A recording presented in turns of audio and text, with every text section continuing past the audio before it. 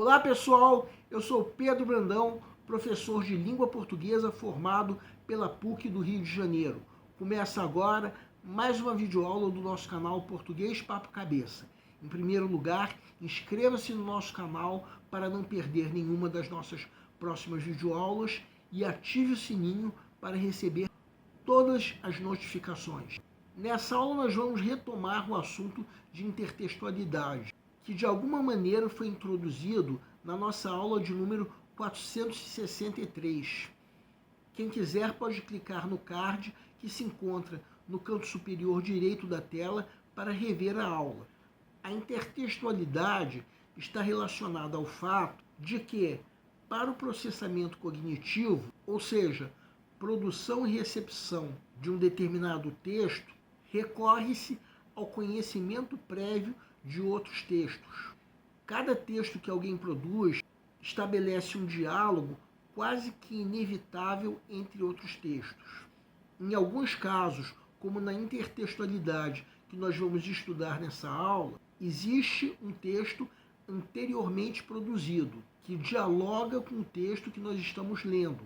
E quando isso acontece, temos uma mudança de força ilocucionária, ou seja, a intenção do emissor já não é a mesma do texto anteriormente produzido com o qual ele dialoga. Sendo que nessa aula nós só vamos abordar um tipo de intertextualidade, a intertextualidade explícita.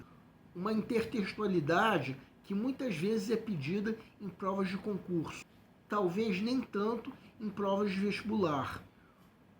A intertextualidade explícita ocorre quando um texto faz menção a outro texto, inclusive a fonte. Quando eu digo, por exemplo, como dizia Copérnico, a Terra não é o centro do universo. Temos uma intertextualidade explícita, já que eu mencionei o texto original, bem como a fonte, que foi Copérnico. Eu disse que quando ocorre essa intertextualidade, ocorre também uma mudança da força ilocucionária. Entendam o seguinte, quando Copérnico disse que a Terra não é o centro do universo, o momento histórico em que ele vivia o colocava como um herege, já que ele estava contradizendo o que dizia a Igreja Católica, que era ultrapoderosa naquela época. Se eu falo essa mesma frase nos dias de hoje, eu já não estou na mesma situação. Posso estar dando uma lição a um aluno, posso até mesmo estar numa conversa informal entre amigos. Então guardem isso.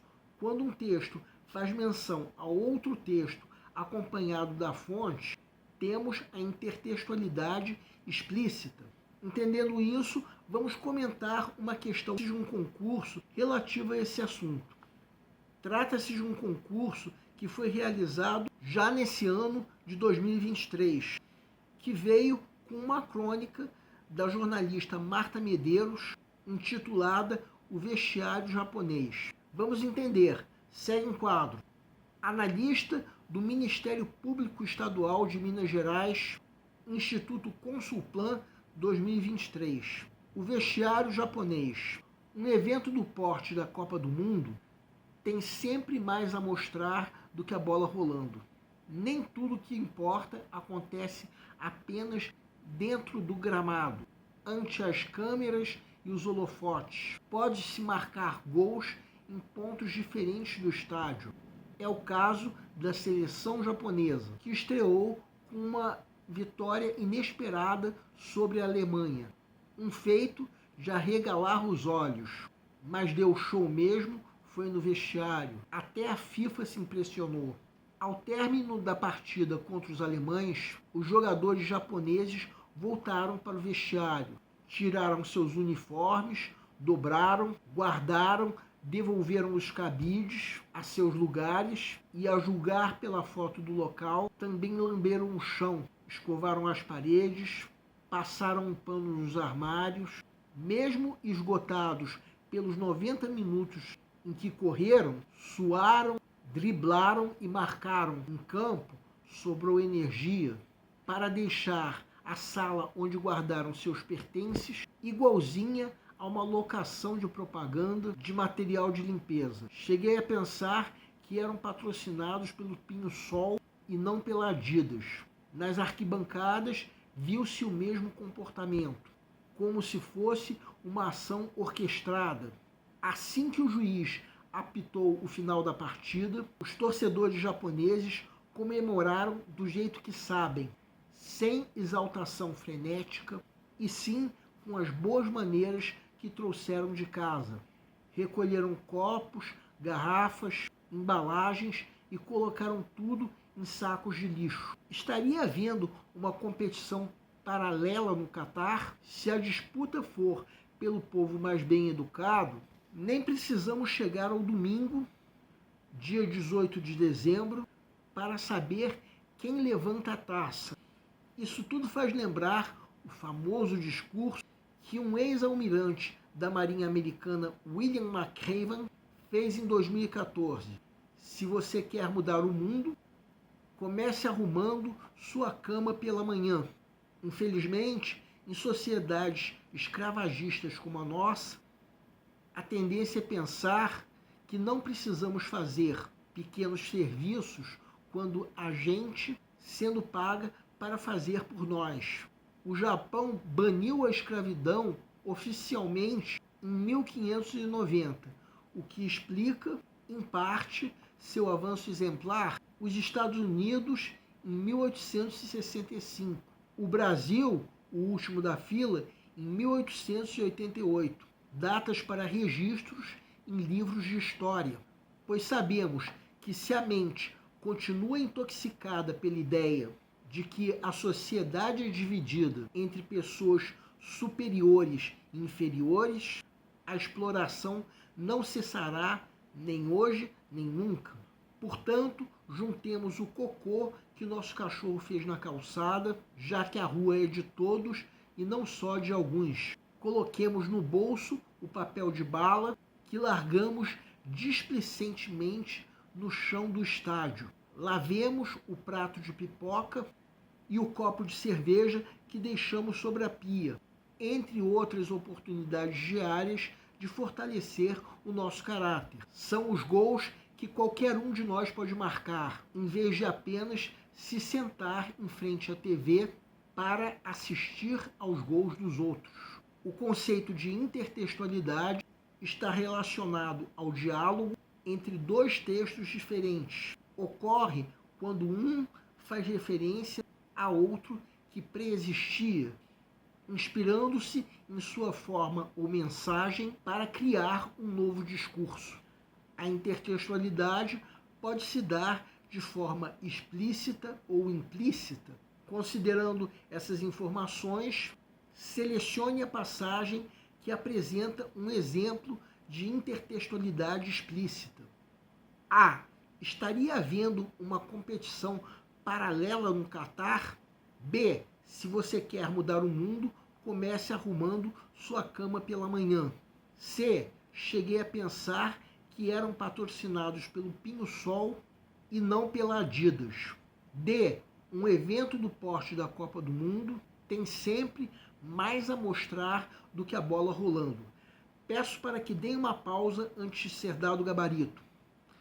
O gabarito é letra B. Vamos mostrar de novo o parágrafo em que a passagem mencionada pela alternativa B se encontra. Colocamos o texto da alternativa em vermelho negrito.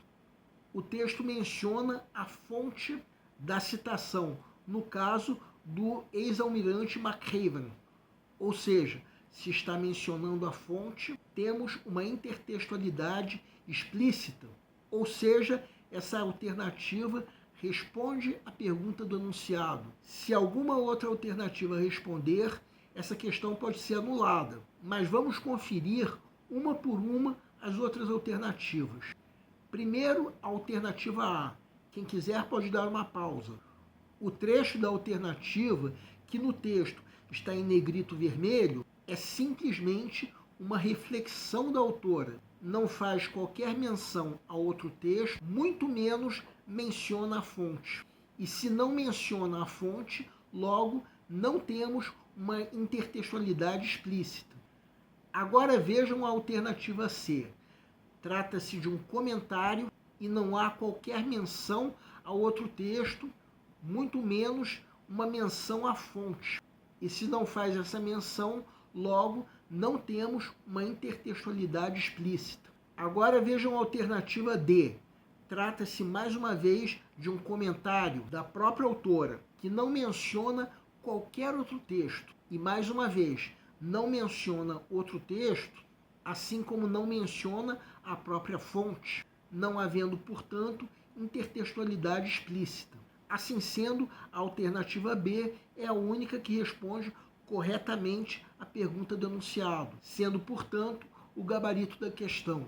Bem, nessa aula nós abordamos o primeiro tipo de intertextualidade, que é a intertextualidade explícita. Basicamente, o que vocês precisam saber é que essa intertextualidade só ocorre quando um texto faz menção da fonte de outro texto. Se vocês guardarem isso, entre outras, poderão sacar o gabarito de uma questão como essa o quanto antes, e já na primeira leitura do texto. E com isso sobrará bastante tempo para o resto da prova. Sendo que, em outros tipos de intertextualidade, não se usa mencionar a fonte do texto originário. Na próxima aula de sexta-feira, vamos abordar um outro tipo, a intertextualidade implícita. Aguardem! O nosso canal Português Papo Cabeça antigamente se chamava Aprenda a Língua Portuguesa. Cada vez mais estaremos focados em vocês, que estão movendo a roda da história para que seja criado um futuro melhor para todos. Então, o nosso foco principal continua sendo os vestibulandos, que terão no nosso canal uma fonte importante de estudos de língua portuguesa, onde nós ensinaremos os recursos da nossa língua para que possam, em primeiro lugar, escrever de forma adequada, entre outros textos, a redação do vestibular. Em segundo lugar, para que possam interpretar textos de forma adequada, não apenas numa prova de vestibular ou concurso, mas também na leitura de textos que ajudarão vocês a se manterem atualizados. Cada vez mais nós teremos no nosso canal um Papo Cabeça. Ensinaremos nossa língua sim, mas de forma a estimular a inteligência que nasceu dentro de vocês e que precisa ser estimulada. E a missão do nosso canal é melhorar cada vez mais. Então vocês podem usar tanto o nosso e-mail quanto a nossa fanpage do Facebook para fazerem qualquer comentário, elogio, crítica ou ainda reclamação sobre as nossas videoaulas. E vocês também podem usar tanto o nosso e-mail quanto a nossa fanpage do Facebook para pedirem para esclarecer qualquer dúvida que vocês tenham sobre a matéria. E nós agradecemos a todos vocês que estão assistindo nossas videoaulas. Em especial, nós agradecemos a todos vocês que estão compartilhando nossas videoaulas com outras pessoas. Muito obrigado porque vocês estão ajudando nosso canal a ser feito. Pedimos ainda que deixem um like. Muito obrigado e aguardem nossa próxima aula.